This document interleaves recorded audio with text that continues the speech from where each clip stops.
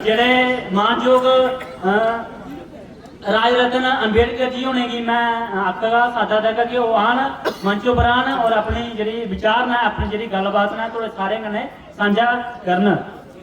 राज रतन अंबेडकर जी जेडे अंबेडकर जी होंदे पड़पोते भी हैं। राज रतन अंबेडकर जी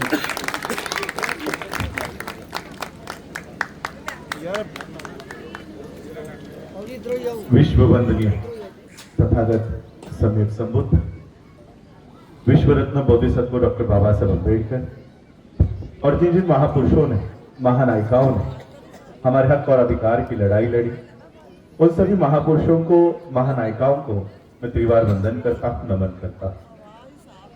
आज अंबेडकर सेना मूल निवासी इस संस्था के माध्यम से प्रदीप अंबेडकरी जी ने डॉक्टर बाबा साहब अम्बेडकर जी के 68 महापरिनिर्वाण दिवस पर बाबा साहब अम्बेडकर जी के अभिवादन का यहां पर कार्यक्रम आयोजित किया है।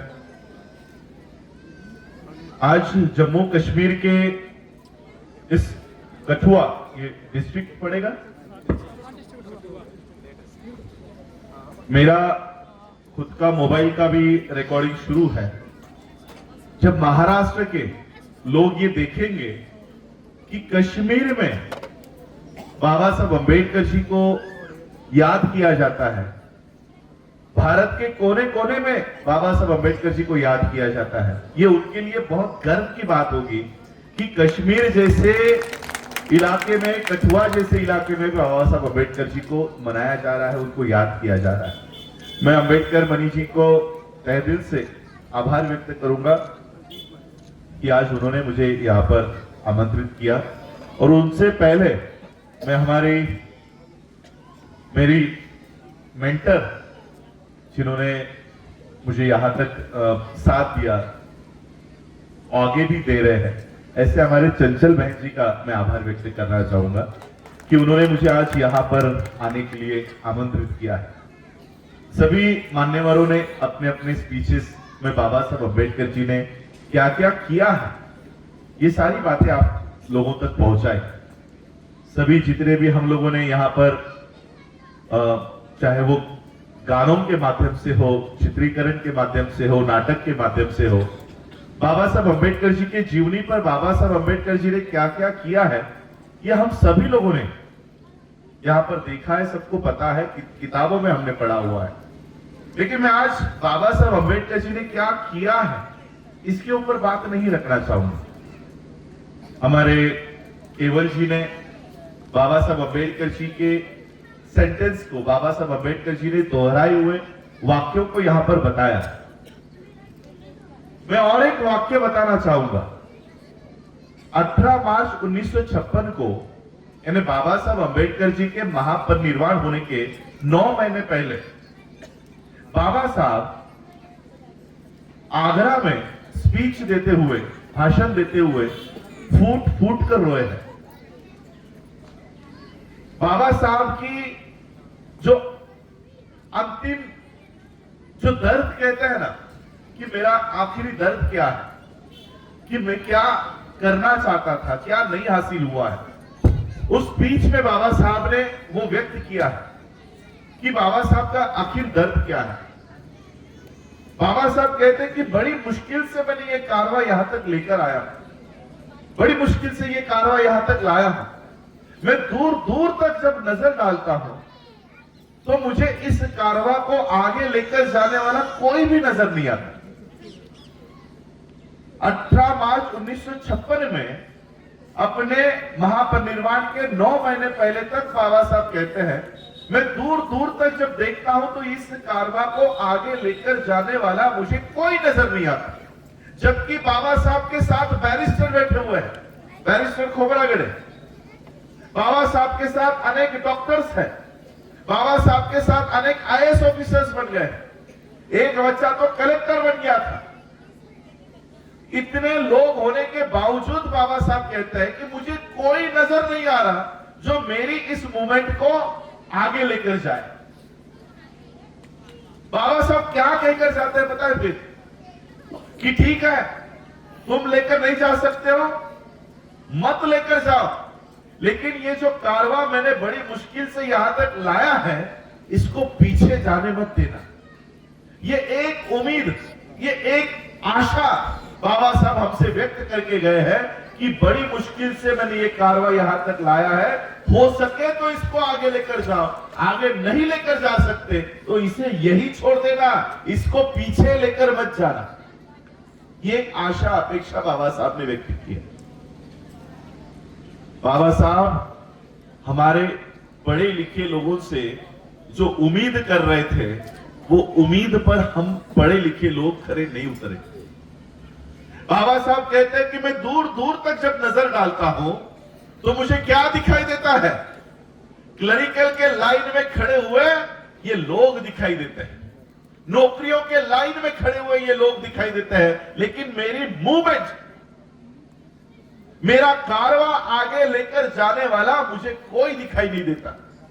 मेरे वजह से तुम लोगों को पढ़ाई लिखाई करने का अधिकार मिला, मेरे वजह से तुम लोगों को शिक्षा का अधिकार मिला। अब मेरे दिए हुए शिक्षा का अधिकार प्राप्त करने के बाद तुम लोग नौकरियों के लाइन में लग गए, नौकरियां मांगने के लाइन में लग गए। अब मेरी मूवमेंट कौन चलाएगा? मैंने ये कारवा यहां तक लेकर आया, ये अब आगे लेकर कौन जाएगा? ये थी बाबा साहब की सबसे बड़ी समस्या, सबसे बड़ा दर्द बाबा साहब का ये था कि ये जैसे आज आपने ये पंडाल खड़ा किया है, ये पंडाल खड़ा करने के लिए आपने ये पिलर्स लगाए। बाबा साहब कहते कि मैंने ये इतना बड़ा तंबू खड़ा किया है, अगर ये पाइप गिर जाए तो तंबू गिरेगा क्या? गिरेगा? एक पाइप गिरने से पूरा तंबू गिरेगा? नहीं गिरेगा। बाकी के पिलर्स खड़े हैं ना, बाकी के क्या कहते हो आप लोग इसको? खंबा, बाकी के खंबे खड़े हैं। बाबा साहब क्या कहते हैं पता है? मैंने इतना बड़ा तंबू खड़ा किया है, लेकिन उस पूरे तंबू का मैं अकेला खाम हूं, मैं अकेला खाम हूं।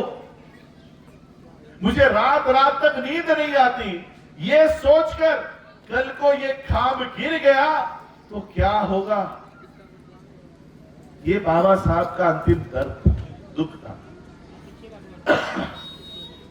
6 दिसंबर की सुबह 1956 के सुबह 2 बजे तक, यानी 5 दिसंबर की रात 2 बजे तक बाबा साहब लिख रहे थे, राइटिंग कर रहे थे। अब जिस व्यक्ति को अंदेशा हो गया है कि मैं अब कुछ देर का ही मेहमान हूं, तो वो व्यक्ति क्या करता है पता है? आम इंसान क्या करता है? वो अपनी विल बनाता है, जायदाद कहते हो ना आप लोग, जायदाद बनाता है कि मेरी ये बिल्डिंग है, मेरी ये बिल्डिंग मेरे ये बेटे के नाम पर, मेरी ये जमीन है, मेरी ये जमीन मेरी पत्नी के नाम पर, मेरी ये हाई स्कूल है, मेरी ये यूनिवर्सिटी है, मेरी ये कॉलेज है। वो एक आम इंसान अपने सारी कमाई की हुई जायदाद का वो विस्तार वितरण करता है कि ये बच्चे को, ये बीवी को, ये पोते को, ये इसको, ये उसको। बाबा साहब क्या कर रहे थे पता है? लिख रहे थे, लेकिन अपनी जायदाद नहीं, अपनी विल नहीं। 2 हफ्ते पहले, 7 हफ्ते पहले मैंने बौद्ध धर्म की दीक्षा ली है। मेरे पीछे पीछे मेरे 5 लाख लोगों ने बौद्ध धर्म की दीक्षा ली है। ये बौद्ध होने के बाद मेरे लोगों को क्या करना है, मेरे लोगों को कैसे आचरण करना है, मेरे लोग बौद्ध होने के बाद उनको कैसा जीवन जीना है, कैसे विचार रखने हैं, इसके लिए आप लोगों को जानकारी प्राप्त हो। इसलिए बुद्ध और उनका धम्म, द बुद्धा एंड हिज धम्म, ये किताब पूरी कर रहे थे कि मेरे जाने के बाद मेरा समाज बुद्ध के मार्ग पर सही सही से चले। इसलिए बाबा साहब वो किताब लिख रहे थे। परिवार के लिए किताब, जायदाद नहीं लिख रहे थे कि मेरे परिवार के लोगों को ये जायदाद मिलनी चाहिए। इसलिए मैं हमेशा कहता हूं, आज आप लोग मुझे यहाँ पर देखने के लिए, सुनने के लिए आए हो कि बाबा साहब का वंश आया है, बाबा साहब के परिवार से कोई आया है। मैं आपको कहना चाहता हूं, ये जो मैं यहाँ पर खड़ा हूं, ये बाबा साहब का परिवार नहीं है। ये जो मेरे सामने बैठा है, ये बाबा साहब का असली परिवार है। क्योंकि अंतिम सांस तक अंतिम सांस तक बाबा साहब अपने परिवार के बारे में नहीं सोच रहे थे, अपने समाज के बारे में सोच रहे थे कि मेरा समाज मेरे पश्चात कैसा रहना चाहिए। उसी समाज के पढ़े लिखे लोगों को, आज मैं यहां पर बैठा हुआ था, सभी लोग फोटो खींचने के लिए आ रहे थे और अपना अपना इंट्रोडक्शन दे रहे थे। मैं कैप्टन हूं, मैं मेजर हूं, मैं डॉक्टर हूं, मैं लॉयर हूं। बाबा साहब, मैं भी डॉक्टरेट हूं, मैं कॉलेज में पढ़ाया करता था, उस हिसाब से प्रोफेसर। लेकिन बाबा साहब हमें एक नाम देकर गए। जो लोग बाबा साहब के मिशन को आगे बढ़ाने में कोई योगदान नहीं दे रहे, उन लोगों को बाबा साहब एक नाम देकर गए। हम कहते हैं ना, डॉक्टर हो, लॉयर हो, प्रोफेसर हो, आईएएस हो, आईपीएस हो, इंजीनियर हो। बाबा साहब कहकर गए धोखेबाज है, धोखेबाज है। मेरे वजह से पढ़ाई लिखाई करने का अधिकार मिला, मेरे वजह से डिग्री मिली, मेरे वजह से नौकरी मिली। अब मेरी मूवमेंट, मेरा कारवा आगे बढ़ाने का वक्त आया है, तो ये शादी करके अपने घर में बैठ गया है। इन पढ़े लिखे लोगों ने मुझे धोखा दिया, ये बाबा साहब कहकर गए। केवल जी, ये भी एक लाइन है बाबा साहब की कि मुझे मेरे पढ़े लिखे लोगों ने धोखा दिया है।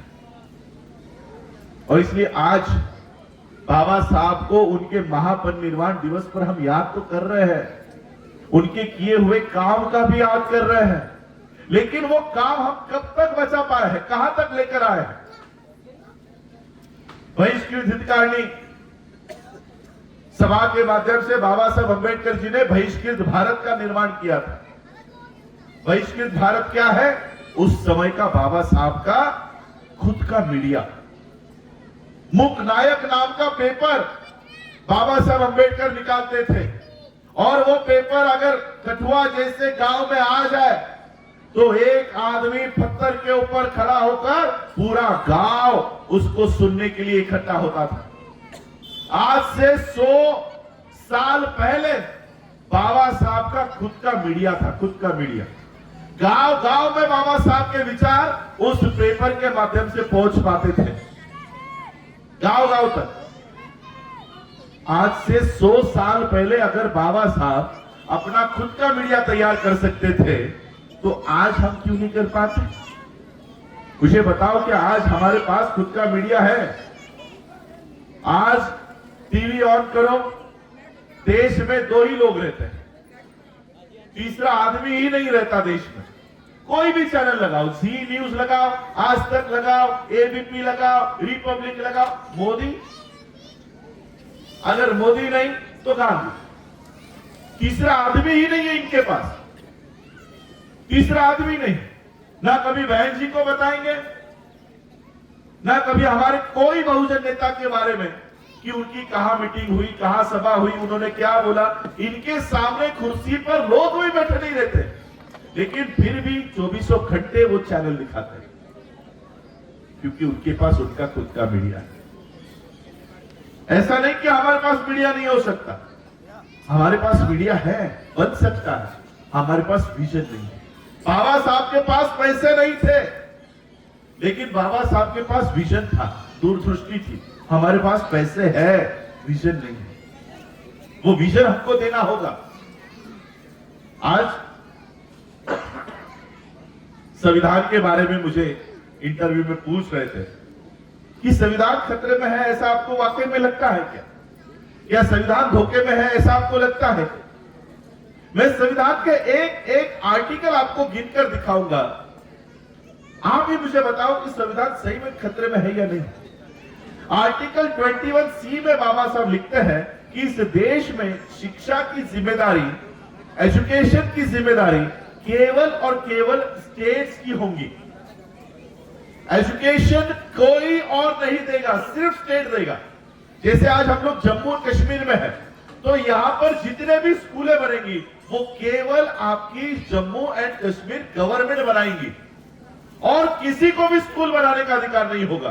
क्या आपके पास जम्मू कश्मीर स्टेट गवर्नमेंट के अलावा स्कूल है?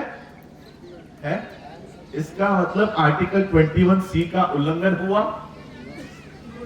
आर्टिकल 21C जम्मू कश्मीर में लागू नहीं है, महाराष्ट्र में लागू नहीं है, पंजाब में लागू नहीं है, पूरे भारत में लागू नहीं है।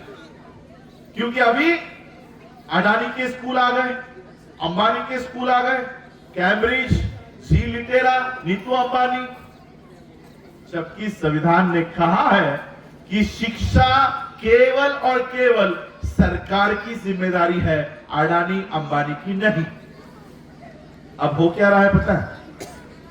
हमारे बच्चे जिन स्कूलों में पढ़ रहे हैं वहां से शिक्षा का स्तर इतना नीचे गिरा दिया है कि हमारे बच्चे, देखो शिक्षा का स्तर अलग अलग है।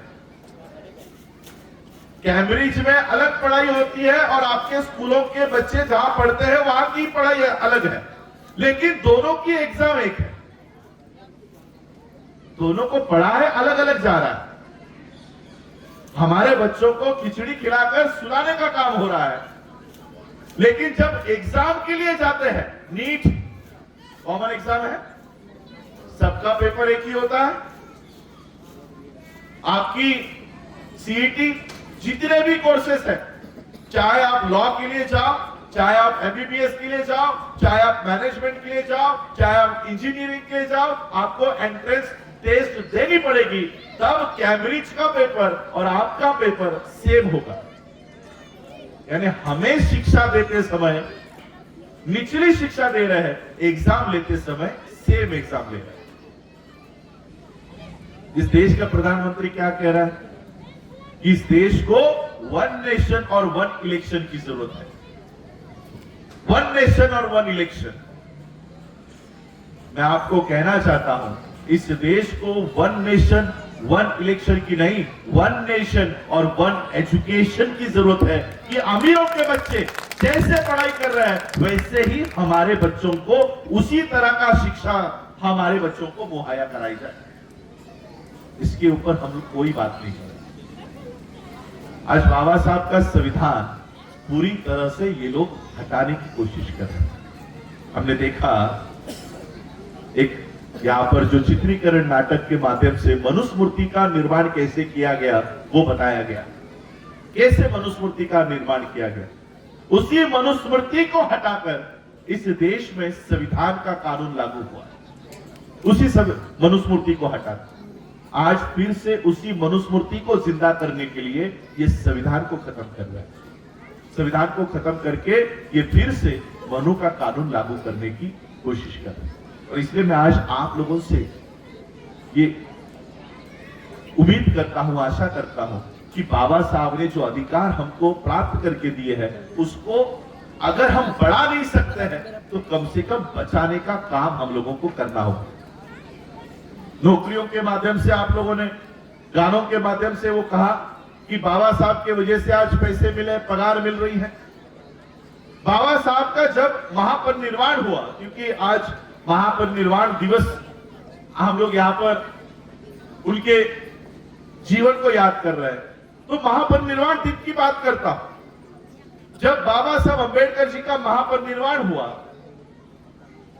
तब बाबा साहब अंबेडकर जी के खाते में, बैंक अकाउंट में कितने पैसे थे मालूम है? बाबा साहब अंबेडकर 6 दिसंबर 1956 तक आने तक 4 खातों के मंत्री रह चुके थे। मंत्री, लॉ मिनिस्टर रह चुके थे। कई खातों के बाबा साहब मंत्री थे। आज कोई अगर एमएलए भी बनता है तो वो आने वाले 7 पीढ़ियों के 7 पुश्तों के लिए पैसे इकट्ठा कर लेता है, जमीनें ले लेता है, प्रदेश में ब्लैक मनी वहां पर रखता है। एक एमएलए करोड़ों रुपए की संपत्ति वो अपने एक टर्म में बना लेता है। बाबा साहब अंबेडकर 4 खातों के मंत्री थे, 4 डिपार्टमेंट के मंत्री थे। तो सोचो बाबा साहब की प्रॉपर्टी कितनी होनी चाहिए। लेकिन जब बाबा साहब अंबेडकर जी का महापरिनिर्वाण हुआ तब बाबा साहब अंबेडकर जी के बैंक अकाउंट में 15,000 रुपए 234 रुपए थे। 15,234 रुपए और 27 पैसे। बाबा साहब का वो बैंक बैलेंस का जो स्टेटमेंट है ग्रीनलेस नाम की मुंबई में बैंक हुआ करती थी। अब वो बैंक भारत में नहीं है, वो मैंने यूके में देखी, वो आज भी यूके में है। इस बैंक में बाबा साहब के 15,000 रुपए 234 रुपए और 27 पैसे थे। अब सवाल आता है कि बाबा साहब 4 खातों के मंत्री थे और बाबा साहब के खाते में बस इतने ही रुपए, तो बाबा साहब की कमाई गई कहां पर? बाबा साहब ने क्या जीवन में इतने ही रुपए कमाए? तो बाबा साहब की प्रॉपर्टी कहां गई? बाबा साहब की संपत्ति क्या है?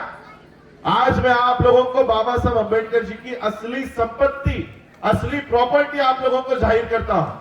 आज यहां पर बैठने के बाद जो जो लोग आकर मुझे कह रहे थे, मैं कैप्टन हूं, मैं डॉक्टर हूं, मैं इंजीनियर हूं, मैं आईएएस हूं, आईपीएस हूं, आज इस समाज में जो जो लोग आईएएस बने, आईपीएस बने, डॉक्टर बने, इंजीनियर बने, प्रोफेसर बने, ये है बाबा साहब की असली संपत्ति, ये कमाया है बाबा साहब अंबेडकर जी। अब इस संपत्ति का इस्तेमाल बाबा साहब के इस मूवमेंट को आगे बढ़ाने के लिए हम लोगों को करना होगा। देखिए, आज हम बाबा साहब को याद कर रहे हैं, बाबा साहब के संविधान को याद कर रहे हैं। संविधान तो बाबा साहब अंबेडकर जी की केवल 2 साल 11 महीने 18 दिन की मेहनत का उपज है। इससे कई गुना ज्यादा बाबा साहब ने मेहनत करके अनेकों किताबें लिखी है। हम सिर्फ संविधान तक सीमित हो जाते हैं कि बाबा साहब ने संविधान लिखा। अरे संविधान से कई बड़ी बड़ी किताबें बाबा साहब ने लिखी है। 5.5 साल लगे बाबा साहब को, 5.5 साल द बुद्धा एंड हिज धम्मा तैयार करने के लिए। 3 साल लगे बाबा साहब को द प्रॉब्लम ऑफ रूपी तैयार करने के लिए। संविधान से भी ज्यादा समय लिया, लेकिन इन किताबों का हम कभी भी गौरव नहीं करते, कभी भी उल्लेख नहीं करते कि बाबा साहब बुद्धा एंड हिज धम्मा के निर्माता है, बाबा साहब प्रॉब्लम ऑफ रूपी के निर्माता है। ये किताबें हमारे लिए मायने ही नहीं रखती, जबकि बाबा साहब की सबसे ज्यादा जीवन में सबसे ज्यादा समय लेकर तैयार की गई ये किताबें, यहां पर हमारा ध्यान ही नहीं।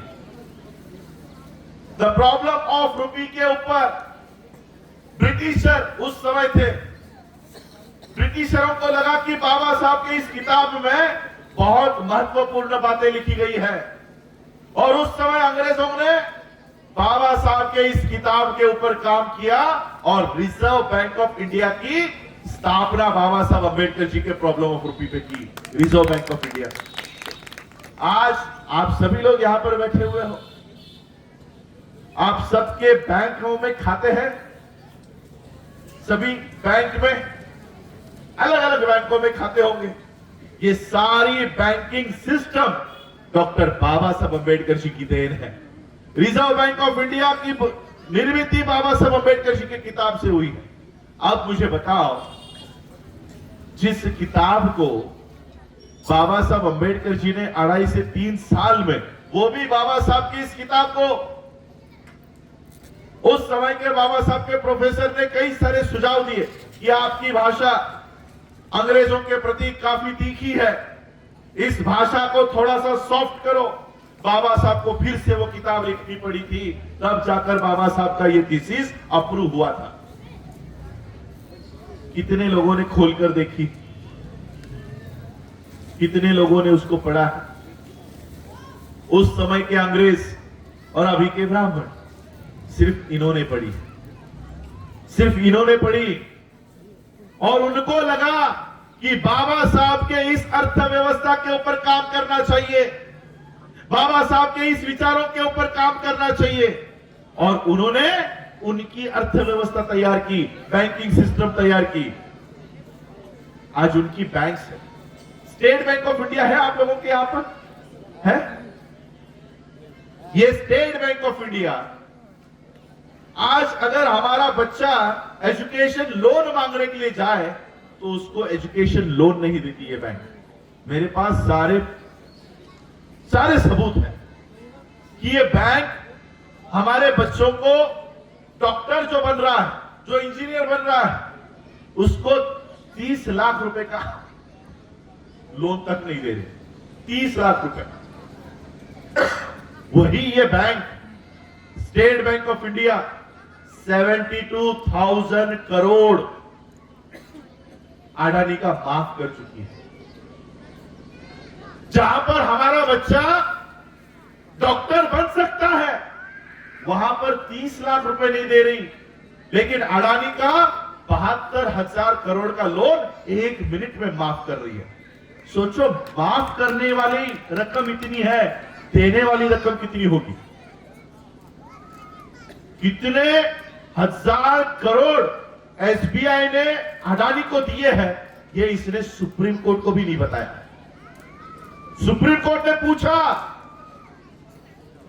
कितने पैसे दिए, उन्होंने आज तक जवाब नहीं दिया।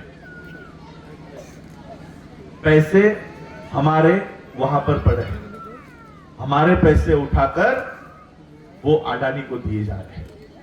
आज जैसे आप लोगों ने कठुआ में ये मंच बनाया, ये पंडाल बनाया और मुझे यहां पर अपने विचार रखने के लिए बुलाया, क्या ऐसा ही कोई मंच आपने अपने पैसा रखने के लिए बनाया है क्या?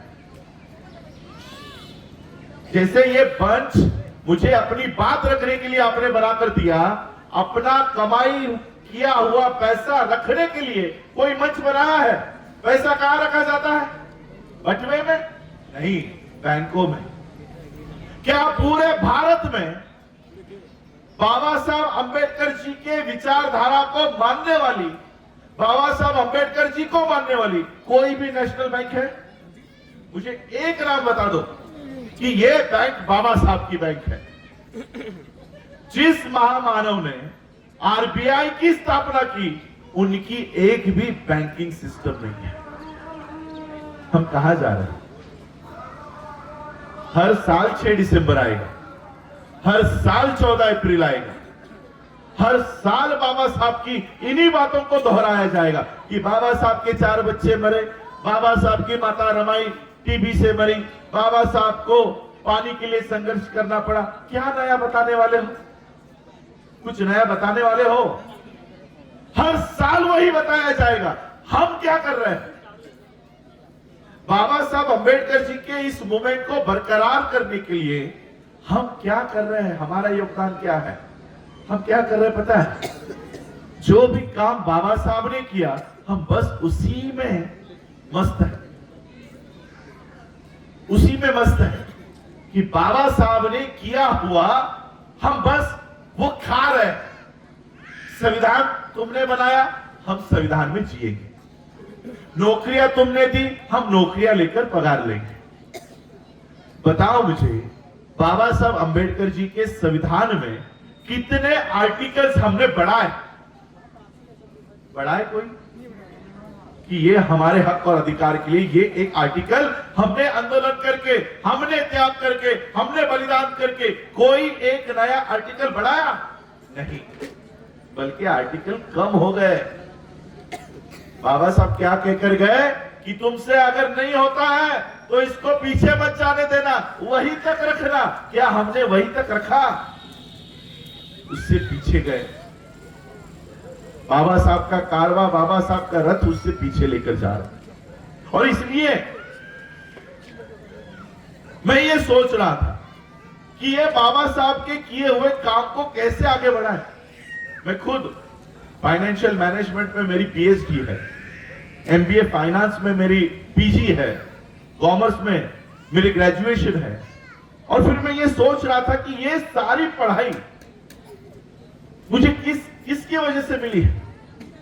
अगर बाबा साहब अंबेडकर स्कूल के बाहर बैठकर, इसको क्या कहते हो आप लोग, दरी, वो रैक, ये लेकर आना पड़ता था बाबा साहब को घर से, स्कूल के बाहर बिठाते थे, क्लासरूम के बाहर, ताकि बाबा साहब का स्पर्श भी उस जमीन को ना हो। क्लासरूम के बाहर बैठकर बाबा साहब हमको एसी क्लासरूम में बैठने की व्यवस्था करके गए हैं। मैं ये सोच रहा था कि ये जो जितनी भी डिग्रीज मिली है, ये केवल बाबा साहब के संघर्ष की वजह से आज हमको मिली। मेरे पढ़ाई का इस्तेमाल केवल मेरी बीवी बच्चों तक सीमित नहीं रहना चाहिए। मेरे पढ़ाई का इस्तेमाल मेरे पढ़ाई के ऊपर सबसे पहला अधिकार मेरे मां का, मेरे पिता का, मेरे मां बीवी का, बच्चे का नहीं, मेरे समाज का पहला है। और इसलिए मेरे पढ़ाई का इस्तेमाल मेरे समाज के लिए होना चाहिए। इसलिए फिर हमने वो काम शुरू किया और आज नेशनल लेवल पर हमने डॉक्टर भीमराव रामजी अंबेडकर नाम से मल्टी स्टेट बैंक का तैयार किया, ताकि आने वाले समय में हम हमारा पैसा, ये SBI, HDFC, central bank of India, ये जितने भी नेशनलाइज्ड ब्राह्मणिकल बैंक है, इसमें हमारा पैसा ना जाए। हम हमारा पैसा हमारे बैंकों में रखें और हमारे पैसों से हम हमारी अर्थव्यवस्था खड़ी करें। आज हो क्या रहा है? पैसा हमारा, अर्थव्यवस्था किसकी खड़ी हो रही है? अदानी की, अंबानी की, अग्रवाल की, मालिया की, उनकी हो रही है। हमारे पैसों से हम कमा रहे हैं। सुबह 10 बजे की नौकरी करने के लिए 8 बजे घर छोड़ना पड़ता है, 5 बजे 6 बजे छूटते हैं, 7 बजे घर आते हैं। मुंबई की लाइफस्टाइल तो ऐसी है कि सुबह घर के बाहर निकले तो शाम को घर पे वापस लौटेंगे कि या नहीं लौटेंगे पता नहीं। हमारे पुलिस वालों की नौकरी उसी तरह से है, मिलिट्री वालों की नौकरी उसी तरह से है। हम दिन भर महीने भर ये पैसे कमाते हैं, इसके लिए ताकि अडानी ब्रिज बांध सके, ताकि अडानी रेलवे बांध सके, ताकि अडानी रेल रोड बना सके, ताकि अडानी एयरपोर्ट खरीद सके। हम हमारा पैसा उन बैंकों में रख रहे हैं और ये बैंक उठाकर अडानी अंबानी को दे रहे हैं। हम किसके लिए काम कर रहे हैं? अडानी, ताकि उसको पैसे मिले।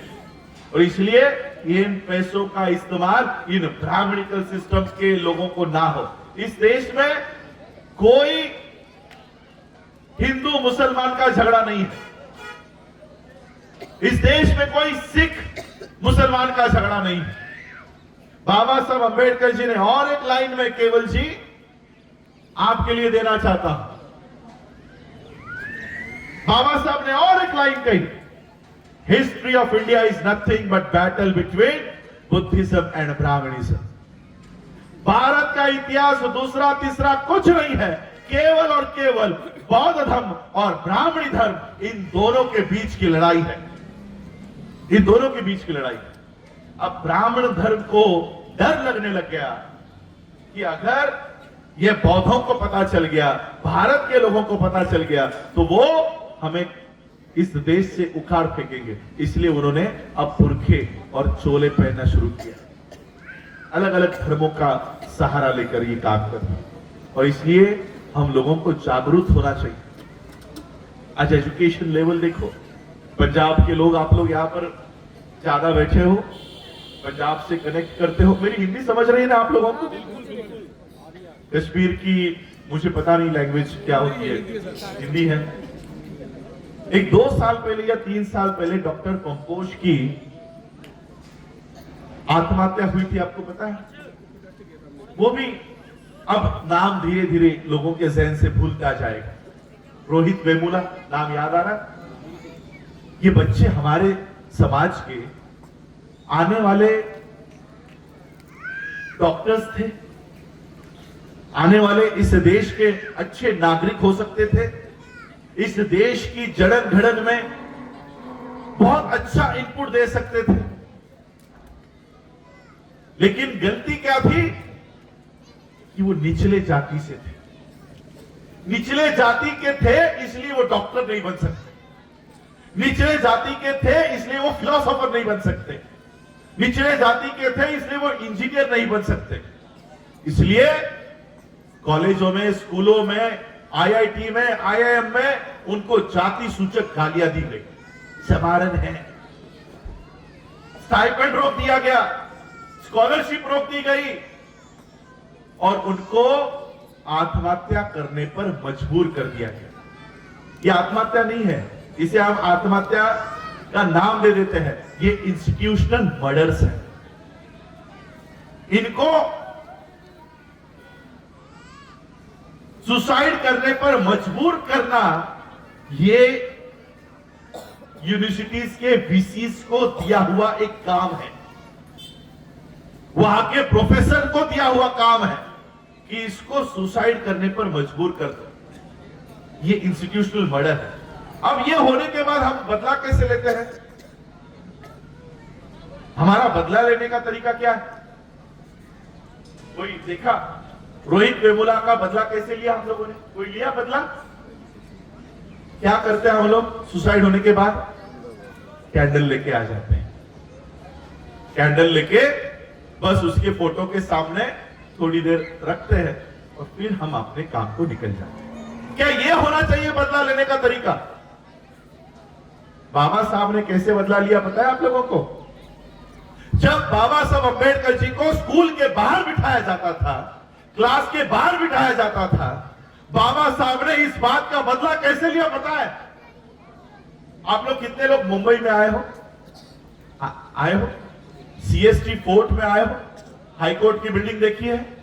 High court, Bombay stock exchange, LIC, सबसे प्राइम लोकेशन, मुंबई का सबसे प्राइम लोकेशन। 1 स्क्वायर फीट की जमीन 2 से 3 लाख रुपए पर स्क्वायर फीट का आज रेट चल रहा है। बाबा साहब को जिनको स्कूल के बाहर बिठाया, बाबा साहब ने इस अपमान का बदला कैसे लिया? उस मुंबई में 4-4 माले की, 4-4 फ्लोर की 4 बिल्डिंगें खरीदी और वहां पर स्कूल और कॉलेज बनाया और ऐसे लिया बाबा साहब ने बदला। बाबा साहब कैंडल मार्च लेकर नहीं निकले।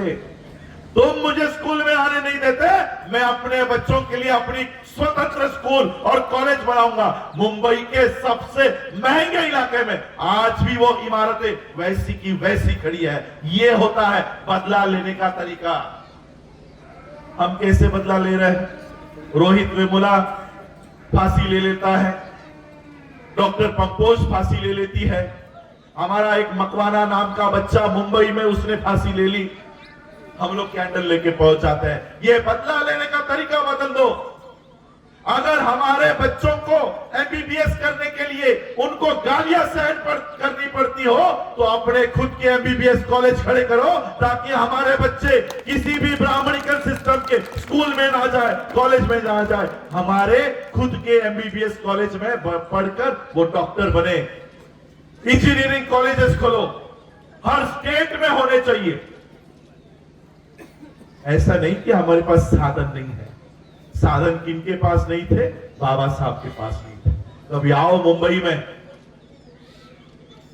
4 बिल्डिंगें आपको घुमाता हूं। साधन नहीं थे तब मुंबई में बिल्डिंगें खड़ी है। अब हमारे पास साधन है। क्या कश्मीर में हमारी खुद की यूनिवर्सिटी नहीं बन सकती?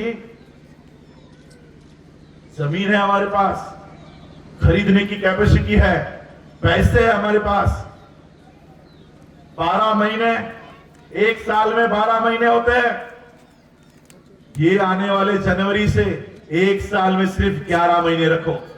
1 महीने का पूरा पगार, पूरी की पूरी सैलरी केवल बाबा साहब के मिशन के लिए बहा दो और अपने स्कूल और कॉलेज हाई पर खड़ी कर दो। देखो किसी के सामने झोला पसरने की आप लोगों को नौबत नहीं आएगी।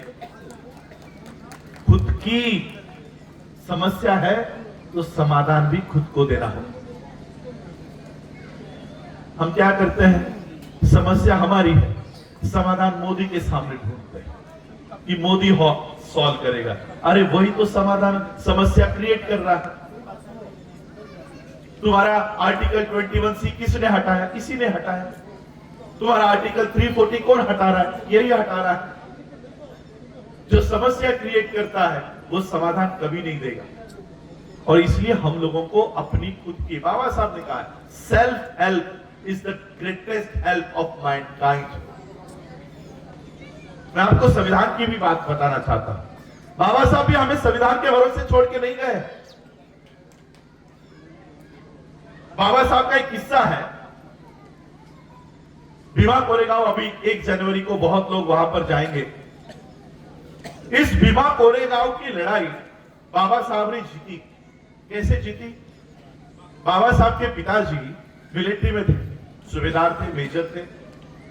महार बटालियन नाम की वो बटालियन हुआ करती थी अंग्रेजों के समय। उस समय के पेशवाओं ने कंडीशन रखी कि ये जो महार है अनटचेबल्स है, लेकिन जब हम लोग युद्ध पर जाते हैं और हम लोग कोई घायल होते हैं तो ये हमको उठाकर अस्पताल में लेकर जाते हैं, हमको उठाते हैं, हमको छूते हैं, इनकी भर्ती मत करवाओ। अब अंग्रेज तो कोई हमारे सगे नहीं थे, अंग्रेजों ने कहा ठीक है, तो अंग्रेजों ने महार बटालियन बंद करवाई। अब बाबा साहब के पिताजी सूबेदार थे, मेजर थे, उनकी भी नौकरी चली, तो उन्होंने कई सारे करस्पॉन्डेंस, पत्र व्यवहार सरकार से, उस समय का सरकार अंग्रेजों से किए कि हमने आपके लिए लड़ाई लड़ी, हमने आपके लिए इतना काम किया, अब आप हमारी बटालियन क्यों बंद कर रहे हो, इसे खुलवाओ। ये लड़ाई उनके पिताजी ने लड़ी, लेकिन उनको वो न्याय नहीं मिला। फिर जब बाबा साहब अंबेडकर 1943 में उस पोस्ट पर आए, तब उनको अपने पिताजी की इस लड़ाई के बारे में याद आया, और बाबा साहब अंबेडकर जी ने ये बंद हुई बटालियन फिर से शुरू करवाई। अब बहन जी को मैं ये इंफॉर्मेशन देना चाहूंगा, बहुत लोगों ने बाबा साहब के ऊपर, पंजाब के लोगों ने ये बोला होगा कि बाबा साहब ने महार बटालियन बनवाई, चमार बटालियन क्यों नहीं बनवाई। बाबा साहब ने बनवाई नहीं, जो बंद हुई थी उसे खुलवाया। उसको, जो अनटचेबल्स की ये बटालियन थी, तो उसको फिर से रिवाइव किया। बाबा साहब ने खुद से नहीं बनाई, और इसलिए बाबा साहब अंबेडकर जी ने जब ये बटालियन फिर से शुरू करवाई, तो उस समय के मिलिट्री ऑफिसर्स ने बाबा साहब का सत्कार, कहते हैं ना मराठी हिंदी सत्कार समझ में आएगा, बाबा साहब का सत्कार किया, और फिर उस सत्कार के लिए बाबा साहब को स्पीच देने के लिए कहा। उस स्पीच में बाबा साहब क्या कहते हैं कि ये अंग्रेज जब भारत में आए तब इन्होंने दो काम किए, एक एजुकेशन के दरवाजे खोल दिए, दूसरे मिलिट्री की सर्विस, नौकरी के दरवाजे खोल दिए। हम 2500 सालों से हमारे लिए स्कूल के दरवाजे बंद थे, नौकरी के दरवाजे बंद थे। अंग्रेज आने के बाद ये दो दरवाजे हमारे खुल गए, इसलिए सबसे पहले हम लोग अंग्रेजों के साथ जुड़ गए। और आपको पता नहीं होगा कि मैं खुद अपनी जनरेशन की बात करना चाहूंगा, अपनी फैमिली ट्री की। मेरे पास जो डेटा रिकॉर्ड अवेलेबल है, उसमें से हमारी 4 से 5 पीढ़ियां ये मिलिट्री में थी। बाबा साहब की पहली नौकरी भी मिलिट्री की है, बड़ौदा सरकार की, एज एन अकाउंट ऑफिसर। अगर मैं गलत हूं तो मुझे रेक्टिफाई कर देना। बाबा साहब की पहली नौकरी मिलिट्री की थी। बाबा साहब के पिताजी सूबेदार मेजर थे, मिलिट्री में थे। बाबा साहब के दादाजी हवलदार थे।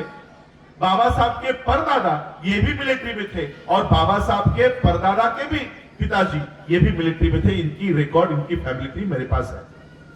ये 5 जनरेशन का इंफॉर्मेशन मेरे पास है जो मिलिट्री में थे। अब संविधान में कितने जनरेशन आए? संविधान लागू कब हुआ? 1950 में। 50 से लेकर अभी 24 तक 75 इयर्स हुए, तो इसमें कितनी जनरेशन बैठ सकती है? एक। दूसरी तो एंटर कर रही है एक।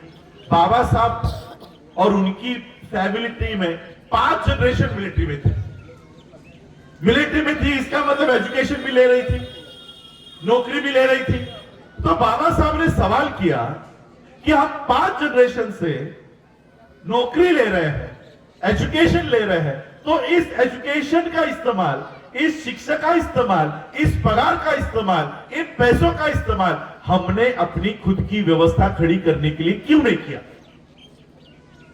अंग्रेज हमारी बटालियन बंद करवाने तक हम चुप क्यों बैठे रहे? पढ़ाई मिल रही थी ना, तो उस पढ़ाई का इस्तेमाल खुद की व्यवस्था खड़ी करने के लिए क्यों नहीं किया?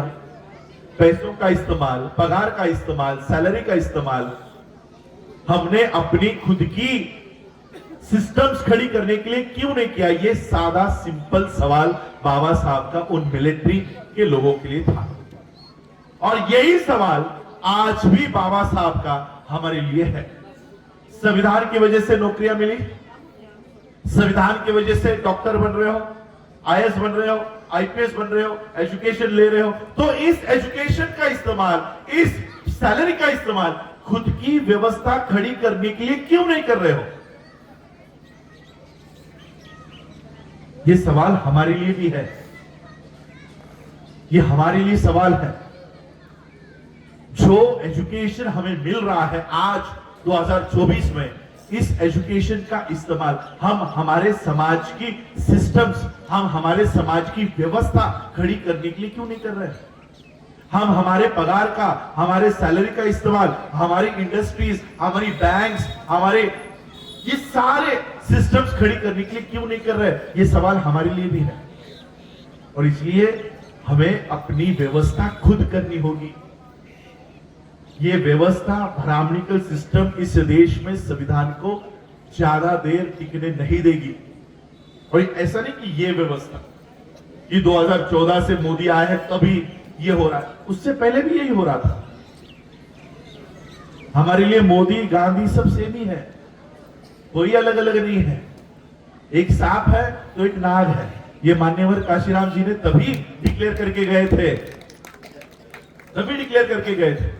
और इसलिए इन लोगों से बचने के लिए हमें अपनी खुद की व्यवस्था खड़ी करनी होगी।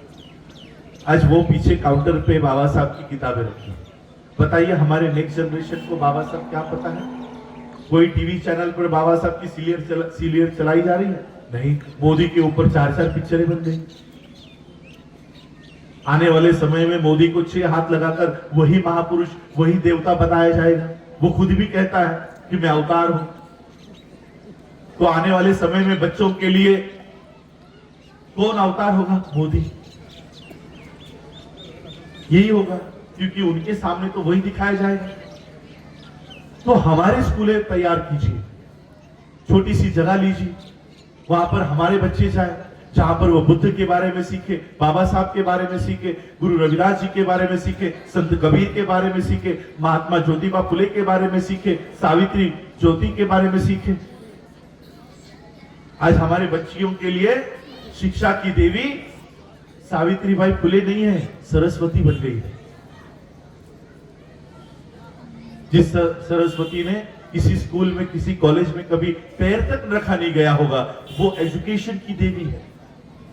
और जिसने एजुकेशन के दरवाजे खोले, गोबर लोगों के खुद के ऊपर झेले, पत्थर खाए, उसको एजुकेशन सिस्टम से निकाल दिया।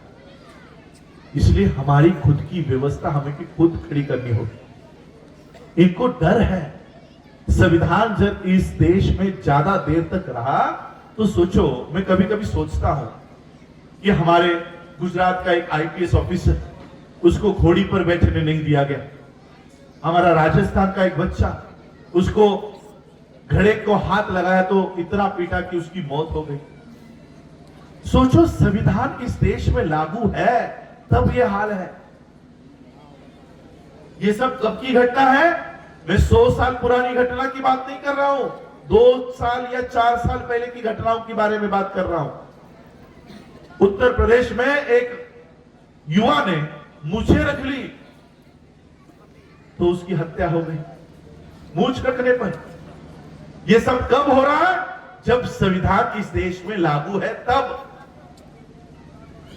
सोचो, जब संविधान हट जाएगा तब क्या होगा? जब संविधान इस देश में लागू है तब वो हमारे ऊपर इतना अत्याचार कर रहा है। जब इस देश का संविधान हट जाएगा तब कहां जाओगे, क्या करोगे? और इसलिए आज ही हमें इकट्ठा होकर अपनी खुद की व्यवस्थाएं तैयार करनी है। हमें एक ऐसा देश तैयार करना है, हमें एक ऐसी व्यवस्था तैयार करनी है कि इस देश में चाहे नरेंद्र मोदी प्रधानमंत्री बने, चाहे राहुल गांधी प्रधानमंत्री बने, हमें किसी के भी चौखट पर जाने की नौबत ना आए। ऐसी व्यवस्था हमको खुद की करनी पड़ी, तब जाकर बाबा साहब का प्रबुद्ध भारत का सपना तैयार हो। कोई भी प्रधानमंत्री बने, हमें तुम्हारे चौखट पर आने की कोई जरूरत नहीं है। चाहे वो एजुकेशन के लिए हो, नौकरियों के लिए हो, सैलरी के लिए हो, किसी भी चीज के लिए हो, हमको अपनी व्यवस्था खुद करनी होगी। ये हम लोगों को इस देश के संविधान के माध्यम से जब तक ये अधिकार मिले हैं तब तक कर लेना चाहिए।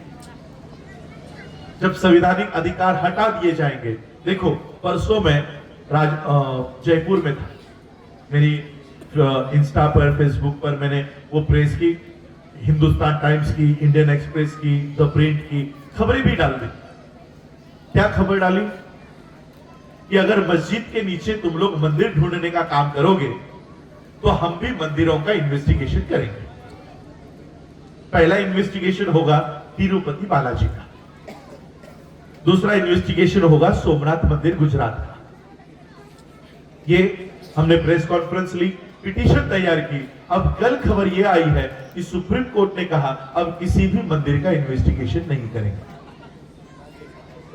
किसी भी मस्जिद का इन्वेस्टिगेशन नहीं करेंगे, क्योंकि उनको डर लगने लग गया कि अगर हमने मस्जिद खोल दिए तो ये कल को हमारे मंदिर खोलेंगे। आज अगर हमने इनका एक मस्जिद खोला, हमारे 100 मंदिर ये लोग लेके जाएंगे। इसलिए सुप्रीम कोर्ट ने आज ऑर्डर दे दिया कि इन्वेस्टिगेशन ही नहीं कर रहे, कोई भी इन्वेस्टिगेशन नहीं होगा, मस्जिद का भी नहीं, मंदिर का भी नहीं। तो जैसे ही हम अपने अधिकार मांगने के लिए खड़े होंगे, ये कानून बंद करेंगे। तो जैसे ही हम अपने यूनिवर्सिटीज तैयार करने की बातें करेंगे, ये कानून बंद कर देंगे। जैसे ही हम अपनी बैंक्स, अपनी नौकरियां, अपने इंडस्ट्रीज खोलने की शुरुआत करेंगे, ये संविधान को बंद कर देंगे। इसलिए जब तक संविधान है तब तक हमें ये काम कर लेना चाहिए, जब तक हमें अधिकार है तब तक। और इसलिए ये काम हम लोगों को करना है। मुझे 3 घंटा और ट्रैवल करना है और मुझे एयरपोर्ट पहुंचना है। मैं जाते जाते इतना ही कहना चाहूंगा कि ये संविधान से इतनी नफरत क्यों करते हैं, क्यों हटाना चाहते हैं? और ये मैं नहीं कह रहा हूं, काल्पनिक नहीं है। आनंद हेगड़े नाम सुना है, याद आ रहा? वो ऑफिशियली ये कहकर वोट मांग रहा था कि हमें 400 पार जाना है। क्यों? क्योंकि 400 पार जाने के बाद ही हम भारत का संविधान हटा सकते हैं ऑफिशियली। कोई मैं मनगढ़ंत कहानी नहीं बता रहा हूं। संविधान हटाने के लिए ही इलेक्शंस लड़नी है, ये उनके मिनिस्टर्स कह रहे थे। क्यों हटाना है? ऐसा क्या है संविधान में? मैं जाते जाते बाबा साहब का और एक प्रश्न कहकर अपनी बातों को विराम दूंगा। 25 नवंबर 1949 को बाबा साहब अंबेडकर जी का संविधान सभा का आखिरी सेशन चला, बाबा साहब का स्पीच हुआ और 26 नवंबर 1949 को वो सारी फॉर्मेलिटीज हुई और वो संविधान हैंडओवर किया गया। बाबा साहब ने वो संविधान तैयार करके भारत को सौंप दिया। ये सौंपने के बाद बाबा साहब अपने दिल्ली के अलीपुर रोड के बंगले पर चले। कुछ मेरे लिए सुझाव? बाबा साहब अपने घर पर गए, निश्चिंत होकर वो अपने आराम कुर्सी पर बाबा साहब बैठ गए। बैठने के बाद बाबा साहब ने अपनी आंखें बंद कर ली और पता नहीं कुछ सोच में डूब गए। तो सोचते सोचते बाबा साहब के आंखों से आंसू बहने लगे। बगल में नानक चंद रत्तू खड़े थे। रत्तू ने देखा कि बाबा साहब रो रहे हैं। अब रत्तू जी की यह हिम्मत नहीं हो रही थी कि बाबा साहब को उठाऊं और पूछूं कि बाबा साहब आप क्यों रो रहे हो। तो रत्तू जी ने एक आइडिया किया कि बाबा साहब के पैरों के पास बैठे और पैर दबाते दबाते बाबा साहब को सवाल किया, बाबा साहब आप क्यों रो रहे हो? अभी आप भारत को एक अच्छी व्यवस्था देकर आए हो, एक अच्छा संविधान देकर आए हो, फिर किस बात का दुख है आपको, किस बात का गम है आपको, क्यों रो रहे हो? बाबा साहब ने अपनी आंखें खोली और बाबा साहब ने रत्तू को कहा कि रत्तू, मुझे आज मेरे बेटे की याद आ गई।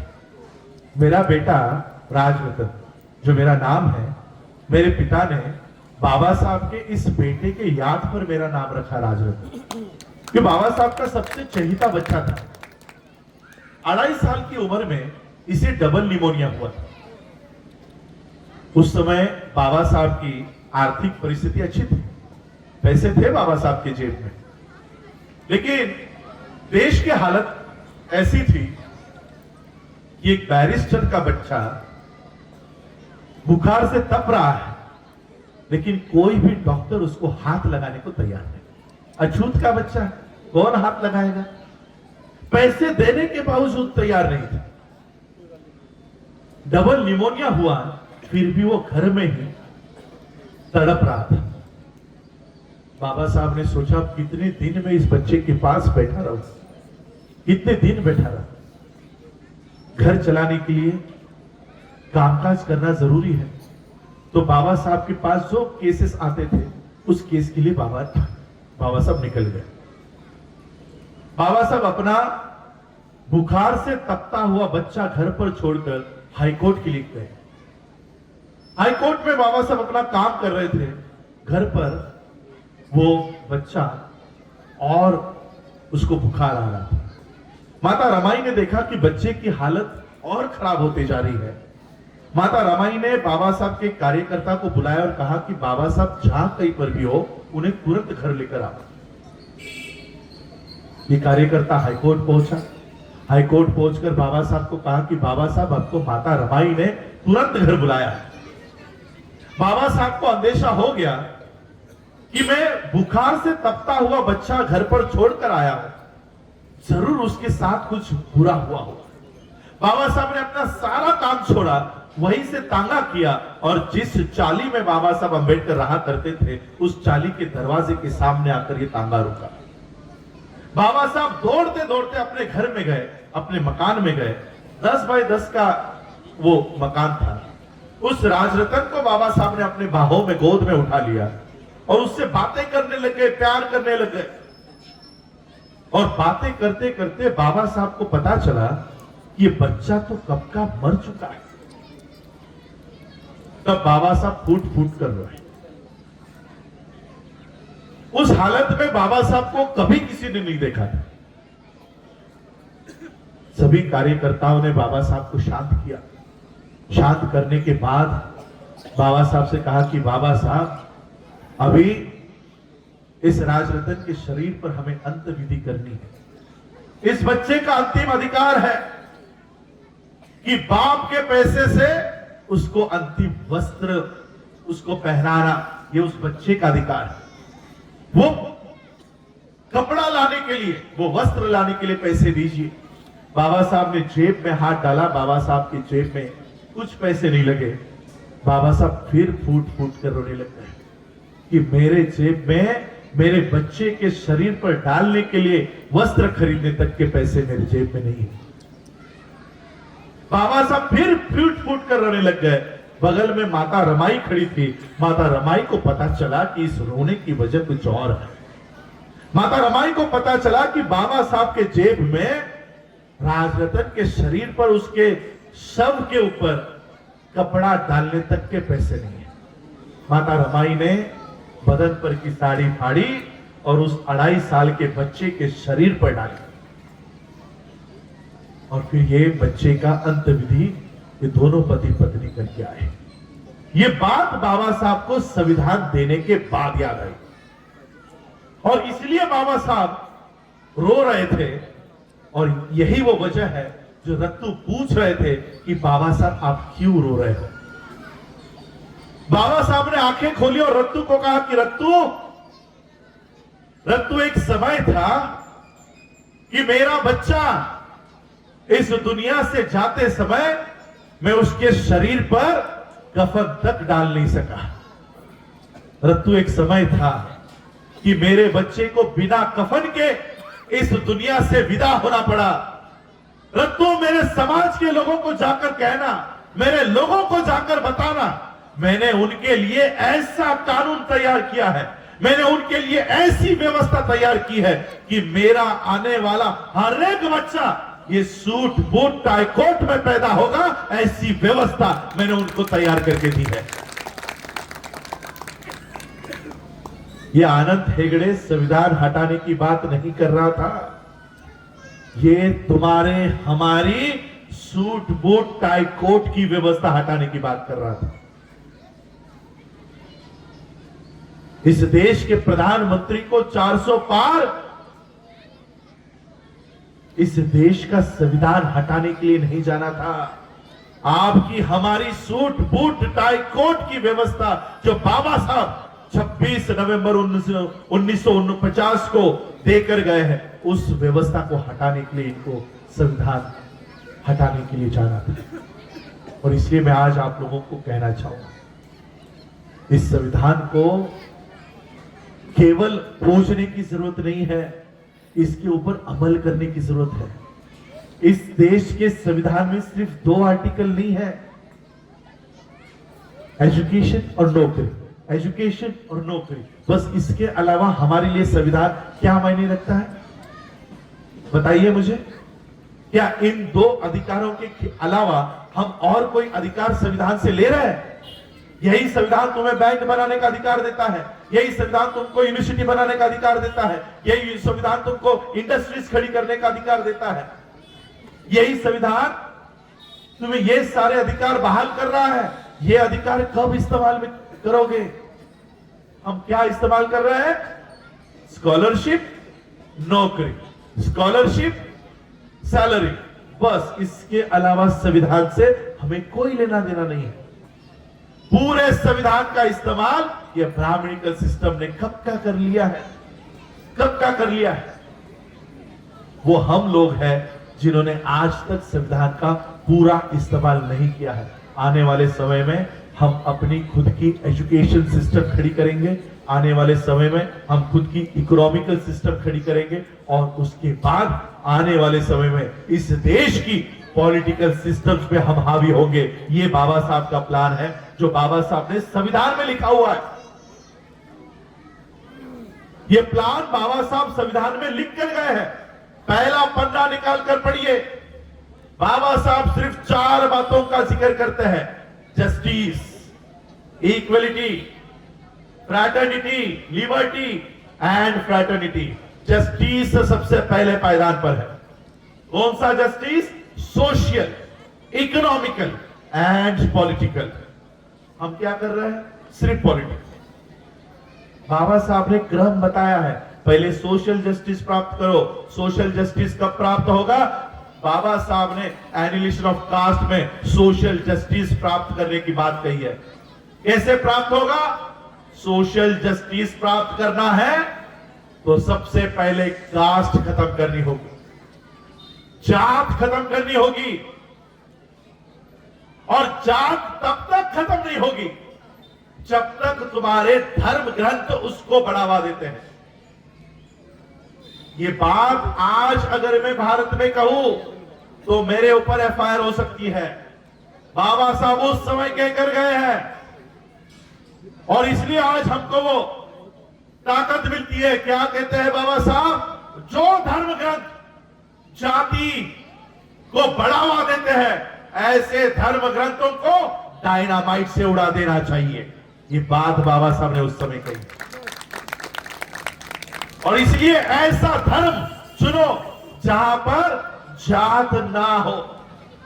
इसलिए बाबा साहब जाते जाते हमें ऐसा धर्म देकर गए जिसमें कोई जाति नहीं है, कोई जातियां नहीं। ये पहला सोशल जस्टिस हमको हासिल करना होगा, फिर इकोनॉमिकल जस्टिस हासिल करना होगा, उसके बाद आपके पीछे पीछे आपको पॉलिटिकल जस्टिस मिलेगा, आपके पीछे आएगी। आज हमारे पास अपनी सोशल जस्टिस नहीं है, इकोनॉमिकल जस्टिस नहीं है, और इसलिए हमारी खुद की कोई पॉलिटिकल प्रेजेंस भारत में नहीं है। तो इसी को प्राप्त करना है, सोशल जस्टिस को प्राप्त करो, इकोनॉमिकल जस्टिस को प्राप्त करो, पॉलिटिकल जस्टिस वैसे ही मिल जाएगी। बस मैं आज बाबा साहब अम्बेडकर जी के महापरिनिर्वाण दिवस पर बाबा साहब की इन्हीं बातों को आप लोगों को उजागर करके देना चाहता हूं कि इन बातों पर हम काम करें, अपनी खुद की सिस्टम्स तैयार करें, खुद की। देखो, मान्यवर काशीराम जी ने एक नारा दिया, वोट हमारा राज तुम्हारा नहीं चलेगा, है ना? तो ये नारा सिर्फ राजनीति तक ही क्यों? ये नारा सिर्फ वोटों तक ही क्यों? सिर्फ हमारे वोट चुराए नहीं जा रहे, हमारे बच्चे चुराए जा रहे हैं, इनके दिमाग चुराए जा रहे हैं। टीवी खोलते ही बाल गणेश, छोटा भीम, छोटा कृष्ण, बच्चा हमारा, पैदा हमने किया, कपड़ा हम दे रहे, खाना हम दे रहे, दिमाग में क्या भर रहा है? Brahmanical system. हमारे बच्चे उनकी ह्यूमन रिसोर्स हमारी चुराई जा रही है, हमारे पैसे चुराए जा रहे हैं, पैसे हम कमा रहे हैं, बैंक उनकी। और इसलिए मान्यवर काशीराम जी का नारा मैंने हर क्षेत्र में लगाया, सिर्फ वोट हमारा, राज तुम्हारा नहीं, नोट हमारा और बैंक तुम्हारा नहीं चलेगा। अगर नोट हमारा है तो बैंक भी हमारी होगी। स्कूल हमारा, स्कूल हमारे, पढ़ा क्या रहे हैं, पढ़ाते क्या जो गणेश, यही ब्राह्मणिक सिस्टम। स्कूल हमारा, और क्या कहते हो आप लोग, सिलेबस, सिलेबस उनके हाथ में। वो स्कूल नहीं बनाते, कौन स्कूल बनाने का खर्चा करेगा, कौन पढ़ा के 40-40 मिनट तक एक लेक्चर, दिन पूरा दिन कौन खड़ा रहेगा। किताब लिख दो, हम जो लिखेंगे तुम पढ़ाओ। देखो आपने किताब कभी किताब जाकर खोलो बच्चों की, पहले पन्ने पर वो किताब किसने लिखी है उसके नाम होते हैं, तिवारी, त्रिपाठी, यही नाम मिलेंगे आपको। ये कभी स्कूल में आकर पढ़ाने का काम नहीं करेंगे, लेकिन बैठकर लिख के दे देंगे, वो पढ़ाएंगे। और इसलिए हमने नारा दिया है, स्कूल हमारा, सिलेबस तुम्हारा नहीं चलेगा। अगर स्कूल हमारा है तो सिलेबस भी हमारा होगा। और इसी सिलेबस को बनाने के लिए वर्ल्ड बुद्धिस्ट यूनिवर्सिटी का निर्माण हम लोग नागपुर में कर रहे हैं, इसका काम भी हम कर रहे हैं। एजुकेशन और इकोनॉमी, इन दो चीजों के ऊपर मैं काम कर रहा हूं। इस काम के लिए भी आप लोग साथ दोगे, सहयोग करोगे, यही अपेक्षा, आशा व्यक्त करता हूं। और आज आप लोगों ने, अंबेडकर सेना मूल निवासी ने मुझे यहाँ आमंत्रित किया, उनका मैं आभार व्यक्त करता हूँ। हमारे प्रदीप अंबेडकर जी ने मुझे यहाँ बुलाया, उनका आभार व्यक्त करता हूँ। सबका आभार व्यक्त करता हूँ। मुझे लगता है आप लोगों ने दोपहर से खाना नहीं खाया, किसी ने नहीं खाया, मैंने भी नहीं खाया। मेरे ख्याल से 11 बजे का प्रोग्राम था, 5:15 बजे खत्म हो रहा है, किसी ने खाना नहीं खाया और सभी लोग ऐसे के ऐसे ही खड़े। मैं आप लोगों का तहे दिल से शुक्रिया अदा करता हूँ कि अपने समय निकालकर मुझे सुना। बहुत बहुत आभार। जय भीम, नमो बुद्धाय, जय भारत। जोरदार ताड़ियां।